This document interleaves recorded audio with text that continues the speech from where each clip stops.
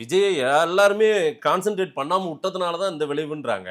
அதுல நாம் தமிழராவது இங்க அந்த பாருங்க போர்ஷன் எடுத்தாங்கல்ல. இங்க இங்க பாருங்க டிஎம்கே விஜய் மேல கான்சென்ட்ரேட் பண்ணாமலாம் விடல.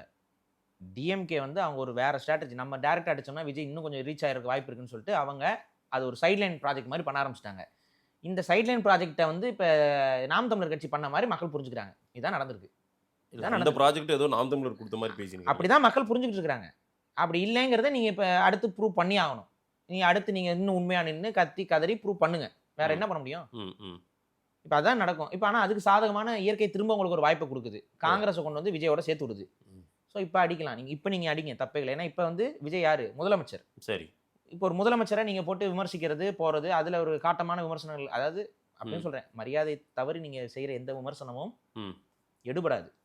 அதான் சொல்றேன். மரியாதை தவறி ஒரு அநாகரிகமான விமர்சனங்கள் நீங்க முன்வைக்கும் பொழுது, அந்த விமர்சனங்கள் வந்து மக்கள் மனதுல வந்து பதியாது. உங்கள வெறுப்பா பார்த்துட்டு ஒதுங்கிருவாங்க. இதான் நடக்கும். ம். அதனால நாகரிகமான விமர்சனங்கள நச்சுன்னு எடுத்து வச்சீங்கன்னா, கண்டிப்பா இன்னைக்கு காங்கிரஸோட கைகோத்திருக்கக்கூடிய விஜய்க்கு வந்து பெரிய பலவீனத்த நாம் தமிழரால ஏற்படுத்த முடியும்.